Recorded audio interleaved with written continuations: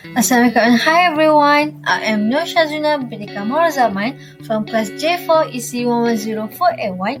We present to you about a project and construction management assignment which is about personal protective equipment, which is PPE. So let's go. Do you know what is PPE? Firstly, PPE is stand for personal protection equipment. It is defined in the World Regulation 1992. Where it states that all equipment which is intended to be worn or held by a person at work which protect him against one or more risks to health or safety and any addition or designed to meet the objective. Furthermore, PPE is a precautionary step to protect workers and people around them. PPE also can minimize or eliminate the injury to someone when working at high-risk workplace. It cannot protect someone when the PPE were worn incorrectly. Lastly, PPE does not eliminate the hazard, but it is only to protect workers in the event of exposure. Do you know that there are 10 most common types of PPE in the construction? So, these are the examples of the PPE equipments that used at the construction site. Let's get into the 10 common types of PPE in construction. First and foremost is the safety helmet. Safety helmet is served to protect industrial workers from heat injuries caused by falling, flying or fixed objects. Safety helmet must be penetration, shock and water resistant as well as slow burning. The safety helmet has 3 different classes, which is Class G, Class E and Class C.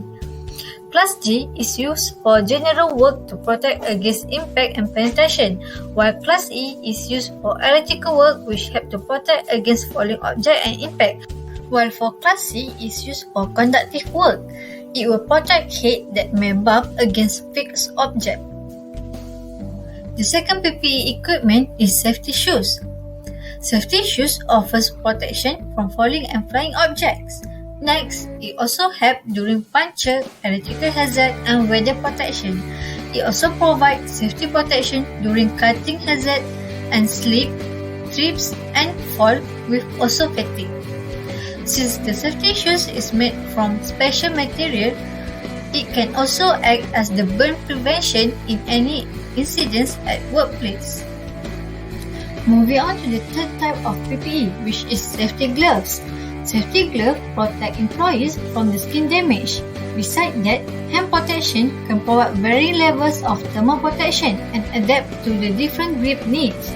It depends on the nature of the employee's task and the danger of the exposure. The glove can also be composed in variety of materials such as leather, canvas or metal mesh, fabric, chemical and liquid resistant materials or insulating rubber. Next, the fourth one is earplugs and earmuffs. Earplugs and earmuffs are used to protect employees from excessive noise, which can cause them irreversible hearing impairment and stress. The employees should be equipped for specially molded earplugs in workplaces where noises levels are routinely high.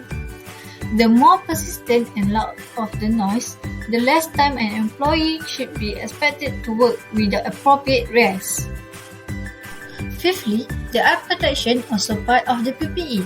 In some industry, protective eyewear is required to protect employees' eyes from flying particles, hot liquids, molten metal, chemical fumes, and hazardous radiation.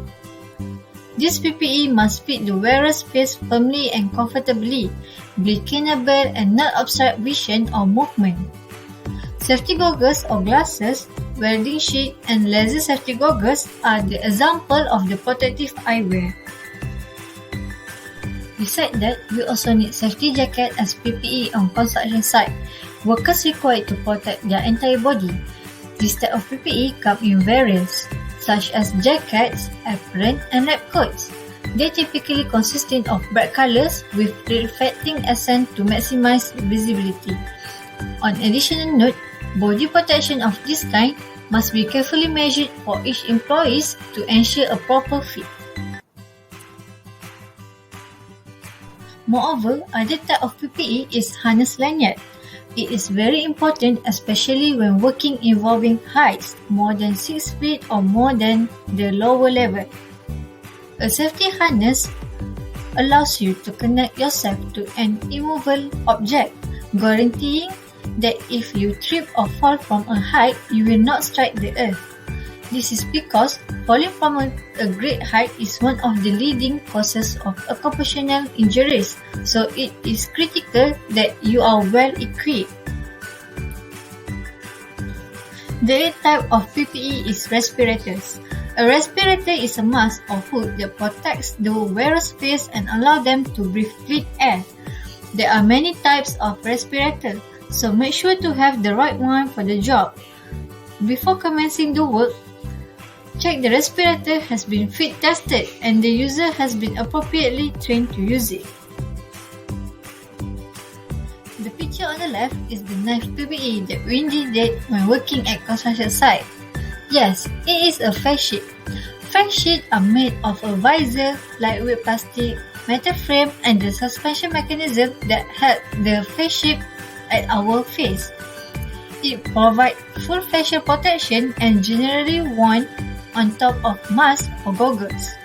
Face shield also help us to prevent the inhalation of hazardous chemicals or, in the case of COVID-19, virus-carrying aerosol particles. Last but not least, the 10th type of PPE needed on construction site is the Coverall suit. The protective coveralls were developed to provide a high level of protection while doing job tasks. They protect workers against chemical, biological, mechanical, thermal, electromagnetic, and electrical dangers by covering or replacing their personal clothes. It is a washable coverall which protects street clothing from grease, dirt, and oil stain. This coverall suit comes in one-piece coverall that also helps to keep your wardrobe budget in check. In conjunction with that, here shows the PPE signage at the construction site that need to be followed by the workers.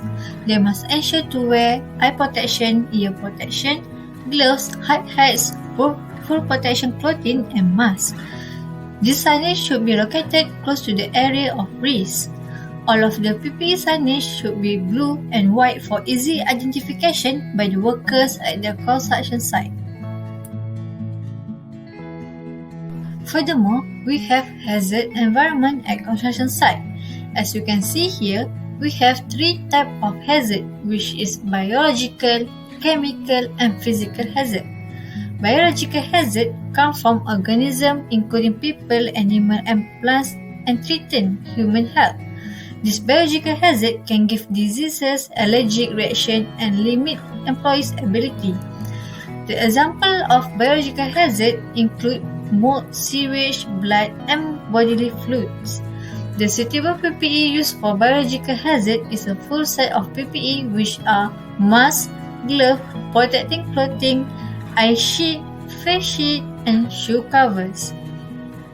Moreover, chemical can pose high risk to workers and become hazard if the workers inhale, ingest, or absorb them through their skin. The risk exposure for chemical hazard is causing acute harm or create chronic health issue. The example for acute harm is burns, irritation, and vomiting, while it can create chronic health issue such as asthma, liver damage, and cancer. The suitable PPE for chemical hazard is the chemical-resistant PPE suit. Next, for the physical hazard, include the activities or natural substances in a work environment that pose health risk. The risk exposure for physical hazard are the respiratory problems, hearing loss, and cancer. The PPE used for the physical hazard is the full set of PPE, as same as the biological hazard. In a conclusion, PPE is important to maintain someone's life from being endangered. It is also encourages workers to maximize their safety precaution because by doing so, it will improve their personal well-being, reduces healthcare costs, and enhance overall work performance. It shows that extreme temperature, poor accuracy, excessive noise, and radiation in the workplace can all harm the workers at the construction. So, the workers must ensure to use the full set of PPE when working to ensure their safety and maintaining their good health. We must think safety first by wearing our personal protective equipment. That's all for me. Thank you for watching. Bye!